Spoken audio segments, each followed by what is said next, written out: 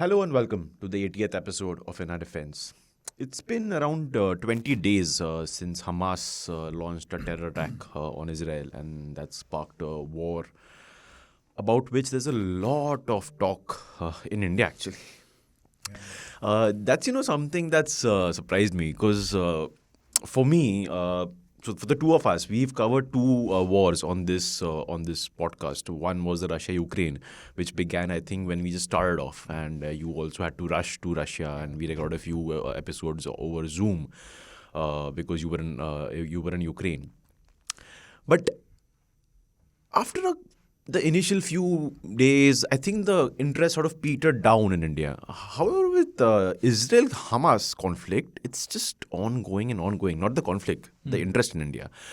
Is that a bit surprising for you? Because it is for me, because I would think if there was to be any interest, it would be in the Russia-Ukraine conflict, considering Russia has been this long-standing ally of India's when it comes to defense supplies. And, we did speak about a lot of that on various episodes of the... And much more impact on geopolitics. Yes. That war has. Yes, exactly. It affects a lot of trade, business, also because Russia was an important defense partner. In terms of that, there should have been much more interest because there was... more at stake. India was a bigger stakeholder in what was happening there. But human emotions sometimes don't see these nuances, isn't it? And that's a classic example. I think it's the interest is because a lot of Indians feel that they are in the same position as Israel. I don't know why, but that's what they feel, a victim of terror. Islamic terror, Yes. per se. So I think that's what has generated interest. And for years, if you see, there is this long-standing belief that we should respond like Israel whenever there is a terror attack. I mean, I've covered several terror attacks over the last almost 2 decades now. The list is quite long. The deadliest, of course, was 26/11. But really, I don't want to, I hate putting this categorization when it comes to terror attacks, because it's rather unfair. Because a terror attack is a terror attack. Exactly. People are going to lose lives. There is going to be a lot of mayhem around it. But yeah, 26/11, for the sheer audacity of it, and there was a breach of the borders and the modus operandi again. That's what made it so much more different. But then there were the train attacks. There have been a series of attacks in Delhi. I've covered those 2005, 2008, then 2008 Ahmedabad. I couldn't go to Ahmedabad because of some reasons. But yeah, I mean, I've seen that. So I think a lot of Indians find a very simplistic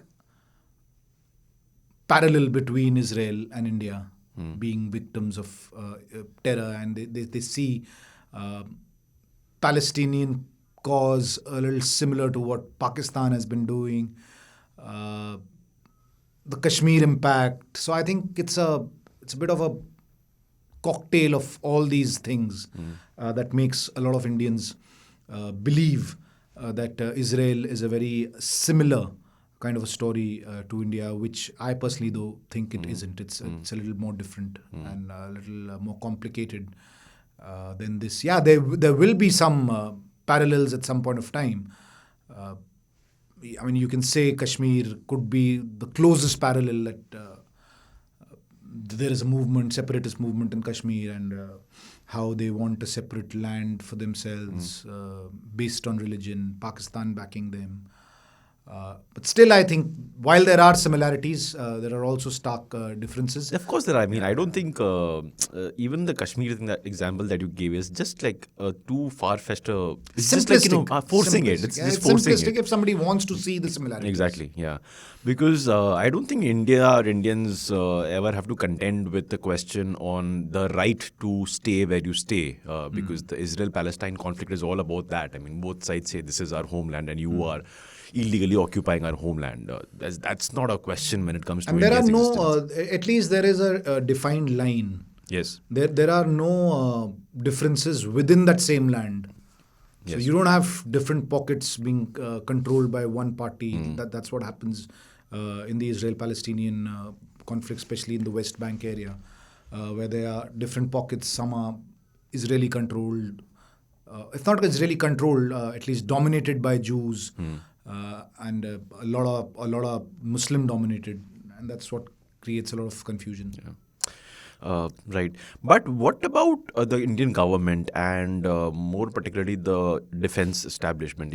We spoke about this back then as well. And obviously, for obvious reasons, the defense setup was keeping a very close eye on the Russia-Ukraine war because like we discussed, around 60-70% of our supplies come from Russia. So the immediate pressing question was the need to diversify because we are also in a long-standing standoff with China, and you need constant supplies, arms, ammunition to replace what you're finishing on the line over there. So the setup was obviously keeping a very close eye on Russia-Ukraine, like you said. What about in the case of Israel-Hamas? Is that also something? See, it's not something that directly impacts the Indian interests, unlike the Russia-Ukraine war. But yeah, all militaries would want to keep an eye on any kind of conflict that's happening. And one big takeaway I feel is that Israel, I visited Israel recently, and we've touched upon that. I was there in March this year, and it was to attend a conference related to cybersecurity. So, of course, there was a lot of talk about high-tech cyber warfare that Israel is preparing for and is really good at. And just generally, their approach to modern-day militarism is advanced modern tech. And they've achieved that. Nobody would say that they've not achieved that. Now they are suddenly caught in a situation that it's a different battle. Yeah. That high-tech, advanced, modern stuff could not really stop this kind of an audacious strike on Israeli land. Even the fence that they have on the Gaza Strip, which they've spent millions and millions on, that has been breached. So it raises those questions. And also the kind of tactics that Hamas has used is to sort of go past this kind of technology. That's the whole idea.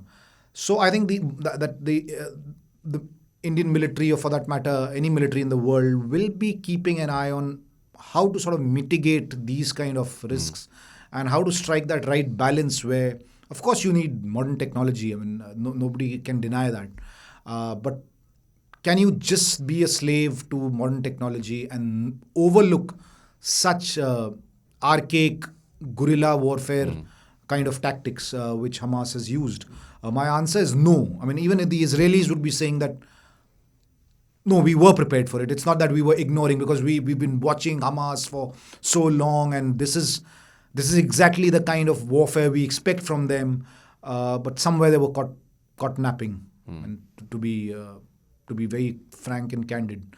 So I think the big interest would be this: how to strike that balance to fight battles like this. See, you will not expect a conventional army to use these kind of tactics.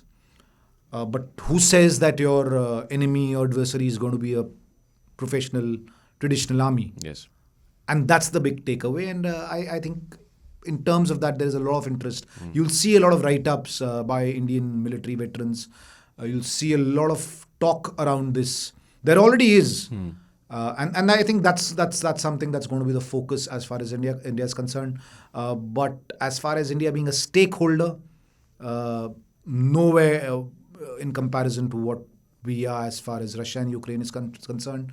But despite not having that great a stake, the interest is amongst the people of the country much, much, much more. True. And we've touched upon that, and we can go on and on that issue. Yeah. No, you're right. And what you say is reflected in the government statements. It's been very to the point. Yeah, there was an initial statement from the Prime Minister's office saying that people stand with the Israeli people and, we condemn this terror attack. And then the MA came out with the statement saying that our position on this issue has been long-standing. There's no change in that, and that's it. And so no real change in status quo, nothing. I would say. Yeah. And also, I think then Prime Minister Modi spoke to the Palestinian leader as well. Yes. So that's again great balancing. A couple of days after Netanyahu called him, and I think it was after the strike on that hospital. Yes. Yeah. Which turned out to be very controversial, by the way. It is controversial, but raising my hand up and saying, I don't know what the truth is. Yeah, even I think no one does. And No, but the way people have just written judgments on it, it's amazing how it can be done. yeah. Yeah, but that's been one of my takeaways from this conflict. Not so much with Russia-Ukraine, because, like you said, there was not a lot of emotion involved. It was more of a strategic war between two countries for their own aims. I mean, there was not a lot of. But there could be emotion as far as Russians are concerned. Yeah, of course. Yeah, there. But I mean, globally speaking. But with an emotional conflict like this, when you have people who are I'm saying elsewhere, not just there, people who are polarized on the core issue, and you bring in social media, and you bring in a social media that under the new owner of what used to be called Twitter has kind of gone a bit bonkers. It's just crazy, the level of misinformation. I mean, if you just go on any social media platform right now, you'll be bombarded with visuals you don't even know where they're from. But they come with such commanding authority. This is it. No, it was happening during the Russia-Ukraine war as well. There was a lot of information warfare on social media where, just like so many other things, you were expected to take a clear stand. Either you were with this or with this. But from an Indian context, again I'm saying, one wouldn't see so much of involvement or emotion. And this is what is surprising, that actually it's not, as I said, that comes from it comes from a sense of being victim of terror. And see, I mean, you have to understand what this Israeli-Palestinian conflict is all about. Of course, it's religion, but it was a political movement when it started. The Zionist movement of resettling Jews in Israel, which was supposed to be their natural homeland, and which they had left centuries ago, many years ago, and after all those years, so there was that bit was political. Sprinkle the religion and the beliefs in it, it makes for a deadly combination. And in the era that this was happening and the events that happened later, so I would categorize it as religious as well as political. There was a lot of geopolitics at stake at that point of time. And you have that combination of religion and beliefs. That's what made it more deadly. I think a lot of Indians want to see that religious angle with it. That Pakistan, Islamic terror, India, victim of terror. But I mean, if you get into the details, there is, then you'll realize that it's not that simple. It's not that simple. This conflict is not that simple. We've spoken See, about India this being a episode. victim of Islamic terror, again, it's a bit of a controversial thing. See, India is definitely a victim of Pakistani terror. Yes. That Pakistani terror happens to be Islamic, you can say. But India per se is not a victim of Islamic terror. That's a good point, actually. That's a very good distinction you made. I agree with you, yeah. So when there's absolutely no two ways. We've not been attacked.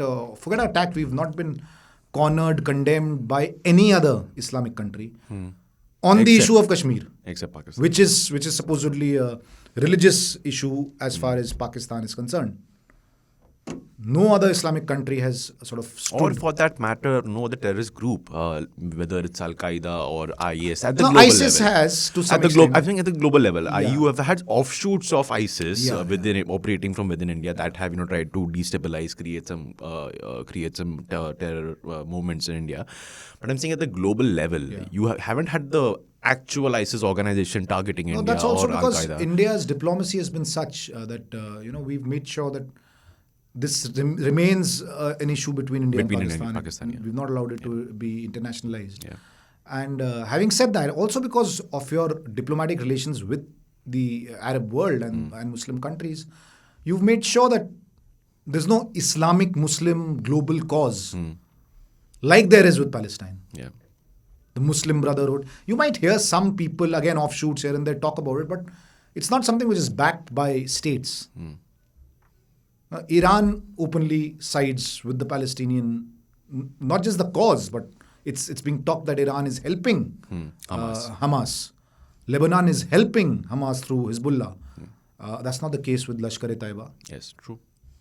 So I mean, that's why I say that Indians should look through this No, kind it's of a very propaganda. good. It's a very good point because I'll even take it a step forward and say that India is actually just a target or a victim of a proxy war fought by Pakistan exactly. through groups that they've set up and have indoctrinated using Precisely. Islam.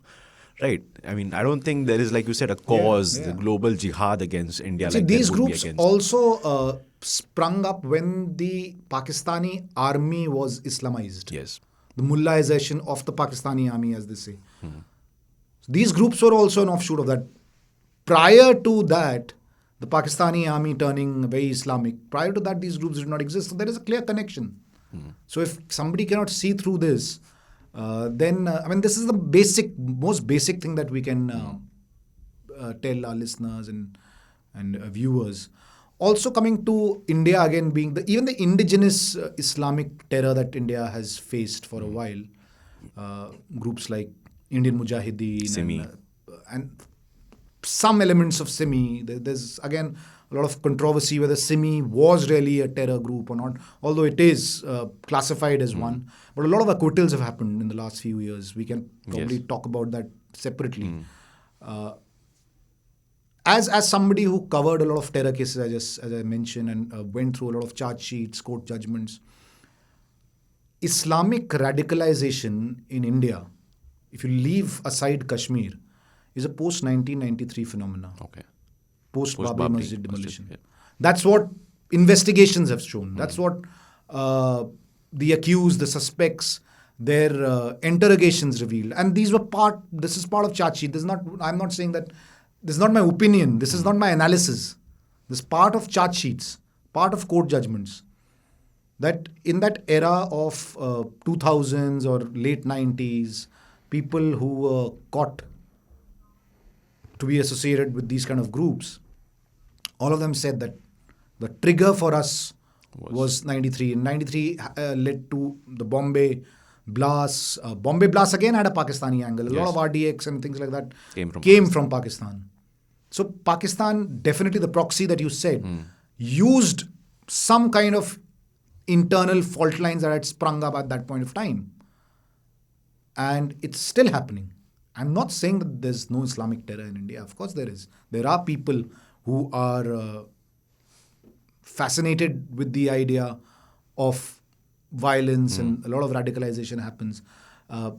Let's not get into... I'm sure somebody who will be watching or listening later will say that there is Hindu terror as well and things like that. Oh.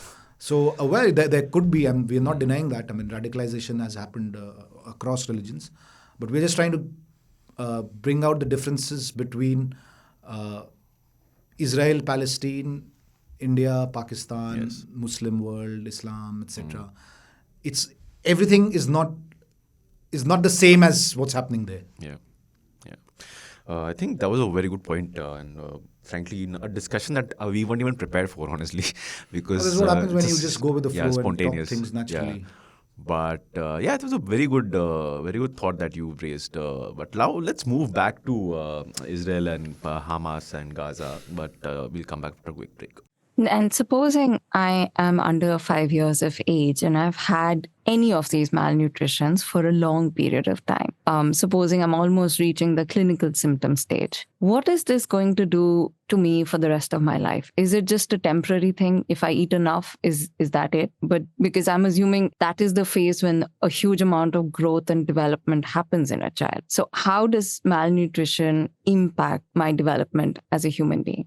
Yes, you very rightly asked that. It is definitely very important to understand. So as I said at the end, the clinical effect of malnutrition in the last stages, it can affect the whole body, whether the skin, whether the muscles, so there could be a loss of muscle mass, skin infection, there could be, most of the organs could get affected, be it kidney, be it pancreas, liver, respiratory, heart. So infections would be more because there is an impaired immune function, there is chronic inflammation, there is impaired nutrient absorption, So all these would definitely affect the growth and development. It decreases the appetite.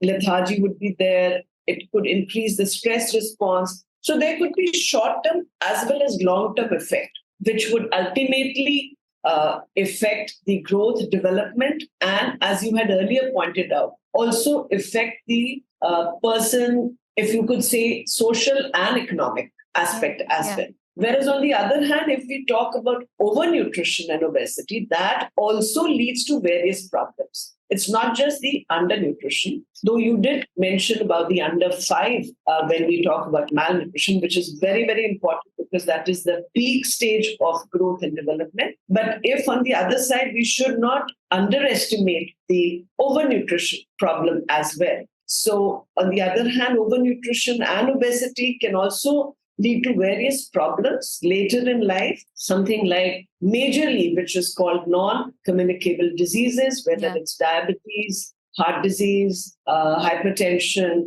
So all these could come from that.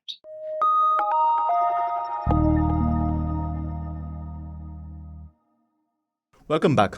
Abhishek and I were discussing actually the level of interest that the Israel-Hamas war, which is now on its 20th day as we record on a Thursday, has generated in India. This is a good discussion that we had, but let's move back to the actual conflict that's happening there. For the last 7 days since we last spoke on this issue in our previous episode, you've had some or the other Israeli official, top official, whether it's the chief of the military or the prime minister himself, Netanyahu, say that yes, ground invasion was hone wala hai. Yesterday the military said that we are ready, just waiting for the go-ahead. That go-ahead is not yet come. Slowly, you're seeing a lot of pressure building on Israel from its own allies, the West, where they are now adding certain, you can say, conditions apply to their support for Israel. Like, and we back you, you have the right to self-defense, and that but is usually followed by something on the lines of you should follow international law, or that but you should wait, let some aid go into Gaza because it's been so many days since you've put a blockade over there. Turkey, an ally of the US, it's part of the NATO, has openly said that Hamas, it does not see Hamas as a terrorist outfit, it sees Hamas as a set of liberators. Strong statements coming from Middle East, really coming against Israel.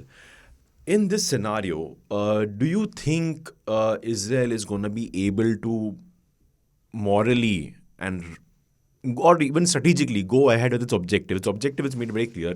I think 2 days ago I saw a video put out by the IDF, the Israeli Defense Forces, of their chief of general staff, where he said their objective is to dismantle Hamas and its entire network that operates out of Gaza. How do you go about doing that when you have such sort of pressure building on you? Is it even possible anymore? Is it too late already for Israel? It's not an easy task for sure. And just taking forward what we were discussing, the Indian emotion behind this conflict. Recently, in one of these conversations with family, friends, I heard ठोकेंगे, अब ठोक देंगे. तो भाई ठोक देंगे, कैसे ठोकेंगे? That's the question.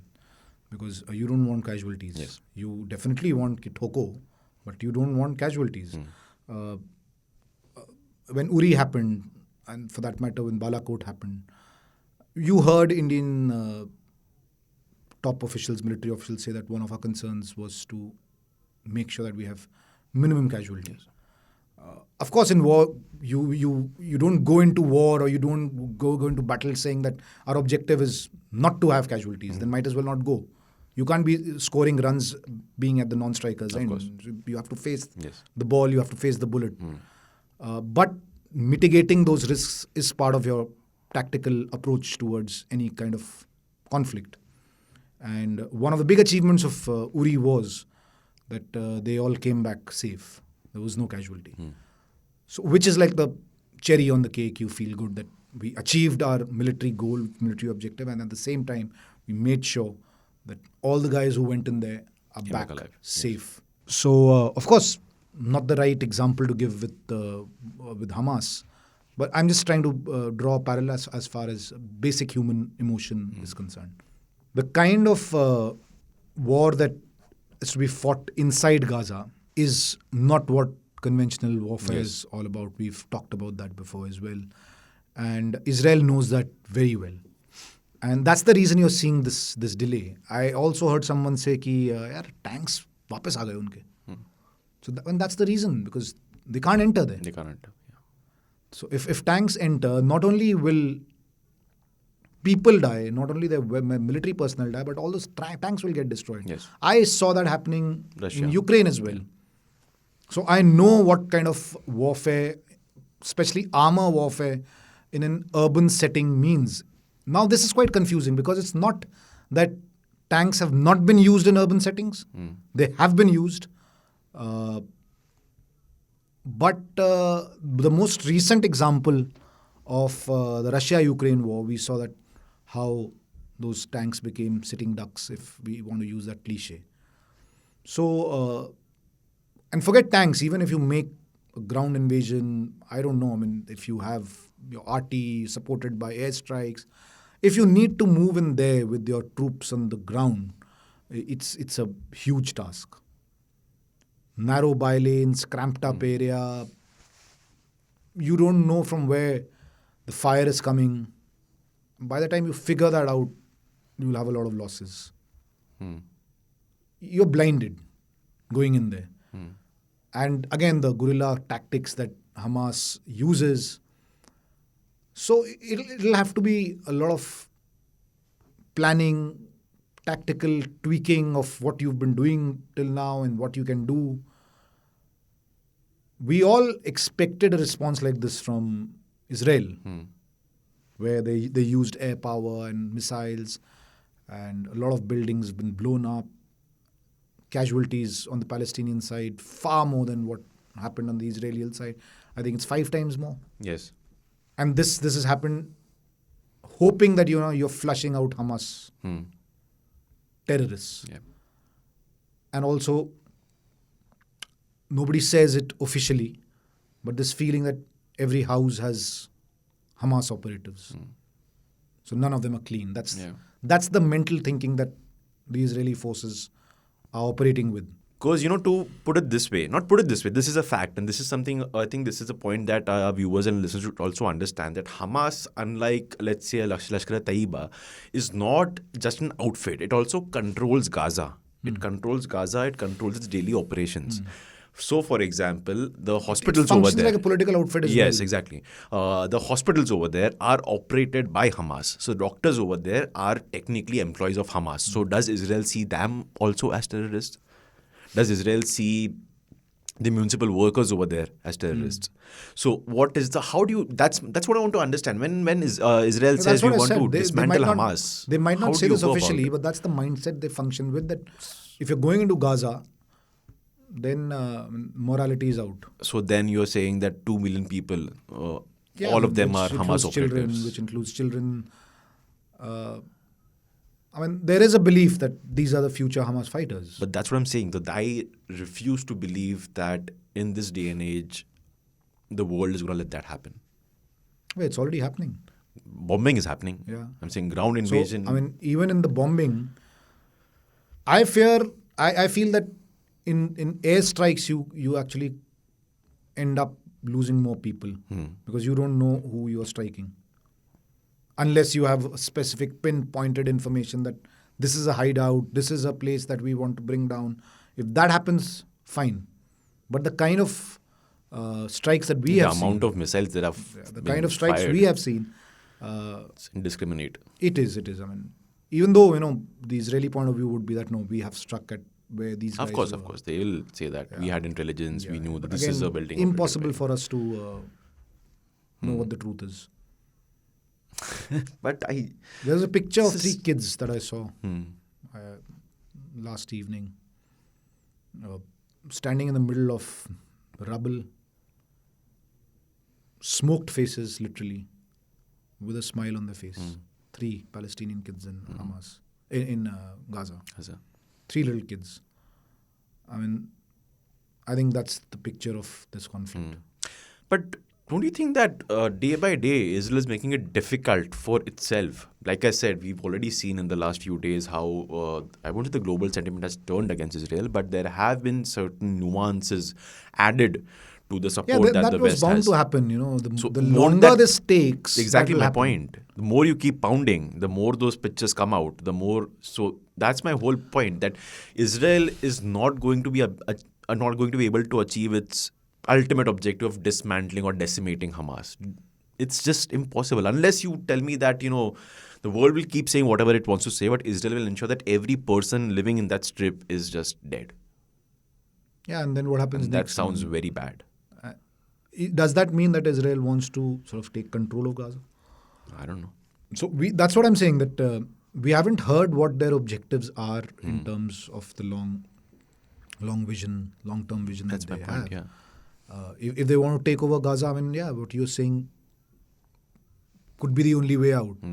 But to say that we'll dismantle only Hamas, let the rest of the people be, then that's a bit of a contrarian sort of view on the issue. If you want to let the rest of the population be, then how are you making sure that you make the distinction? Exactly. Which is something I can't wrap my head around. Because, it has officially stated its objectives. They say they have a 3-point plan. One is to dismantle, decimate Hamas. Second, for that, they said there will be some limited or whatever incursion into Gaza. Second is to withdraw from Gaza. And the third is to give the people of Gaza a new political setup. I don't know what that means. The third one is definitely some kind of a political ploy. Yeah. But that can only happen when the first two objectives are Are achieved. achieved. Yeah. And I still can't figure out how they will achieve the first objective. The first two objectives are that you clean up the place and you have some kind of a proxy. Probably convince the Palestinian Authority from the West Yeah, Bank. yeah, exactly. Some kind of a proxy who you think is pliable, who you can work your with. way through. See, and there is a lot been written about this, that why the Israelis got it wrong or couldn't, or were caught napping. Because one of the reasons was that they are talking it out with Hamas. And they have found a manageable solution with Hamas. They'll pay their way out. Again, we've mentioned Fauda briefly in our previous discussions. That also has this angle, where you have Yes. people being lured with money or being lured with money and getting settled in Western countries, in Europe, etc. So that kind of thinking was what also led to what has happened, because there was a belief in the top leadership. I mean, I'm not saying this. This is the commentary that I've read, that the Israeli authorities, especially the Israeli security authorities, are sort of managing the Hamas very well. In fact, an argument also has been made that Israel almost during the last few years through Qatar was kind of propping up Hamas because they thought they could control Gaza through Hamas. Yes. So They'll take care of the issues over there. We don't have to, we just have to So worry this was about the deception. border. It was again sort of a trap that was probably set. And I found this quite interesting. This take on the entire issue. But again, going back to the whole whatever the Israeli objective is, and bringing in some emotion now, a colleague of mine has been speaking to a few Israeli people through the internet because for stories that we're doing online. So one of the people is a woman whose cousin or brother, if I'm not wrong, is in the IDF. She said there's a growing fear among the citizens over there that while fighting terrorists, Israel might end up being seen as a terrorist across the world. Don't you think that also is something that should be playing at some level? You see what you're saying, that Israel's going about this in a very cold sort of a way without keeping morals aside. But what the argument I'm trying to make is that can't last very long. It can last in the initial days after the attack. I'll answer this again from a very personal point of view, because I've happened to be in Israel recently, as I mentioned earlier, and interacted with a lot of civilians as well as military officials. And by the way, they have conscription law. So everybody serves the IDF. after they finish their school. Yes. So every civilian has gone through IDF. Netanyahu himself is... All of them. Now they're pretty proud about the fact that they've done it. All civilians, no problem. Even the tour guide that we had with a group of journalists who she was showing us around in Jerusalem and the old city. Even she was proud of the fact that she's served in the forces. There was no problem. But that doesn't mean they didn't come across as extremely radical people. So they have a system. Every nation, every culture is allowed to have their system. So they didn't come across as extremely radical people to me. Even on the Palestinian issue. Yes, they were quite clear what their outlook towards this subject is. But I don't think that they came across as somebody who believes that there should be... again, it sounds like really hackneyed that there should be violence. Or, everybody wants peace and things like that. I didn't see that kind of radicalism in their normal views and thoughts. I didn't hear anybody say "thok denge." That was not part of the narrative. It was more strategic, more tactically sound. Whatever they spoke about, how to take on their threats. And again, the threats was not just Hamas. The biggest threat is Iran that they feel is where they might have to take on a conventional, strong military force. Now, I don't know if that's turned out to be their mistake, because Iran hasn't attacked them and Hamas has. And there's nothing that they are doing about Iran, even though there is a lot of murmurs that Iran is backing them and doing things like that, and they helped them do this. But you don't have evidence, so what do you do? So the sense that I got was that it is Iran that is our biggest threat, and we need to be prepared for them. Of course, groups like Hezbollah and Hamas are terror outfits that we always need to be wary about. But this is what it is. It's Hamas that has now lured them into a big conflict. Yeah, but that's what I'm saying. You say that you've met people there and you don't see them as radicals. So that's what I'm saying, that the pressure will also come from within. How long can you keep bombing and trying to flatten a place? How can you move in with the objective, not stated, but practically and especially speaking, if you start having losses there. Yes. And while suffering losses yourself, because if you start suffering losses, and that is what is those losses will be at a massive scale stopping by them the way. Yeah. from doing that. Because if you start facing losses, then there's a big question mark on your entire strategy, tactics, objective. Why were you doing this? Just imagine 71 if India lost. Oh yes, because that's an offensive that you launched, as in we launched. Yeah. So at least in East Pakistan, East which is Pakistan, Bangladesh now. Yeah. So just imagine that objective wasn't achieved, and a And reverse you would have suffered a lot of happened. losses, That 90,000 Indians would have surrendered. Just imagine that happened. Chalo, that's stretching it too far. Let's say you didn't get what you wanted. Then questions would be raised. Yeah. Was Of course it there worth will it? be. Yeah. Why did you do it? So it's that kind of a situation. But then, do you also see, and we kind of touched upon this in the first time we talked about this, the episode before the last one, that the level of response that you're seeing right now, the level of violence in the response that you're seeing right now is also because the top bosses, the top leaders need a face saver right now, because the Hamas attack happened under the leadership.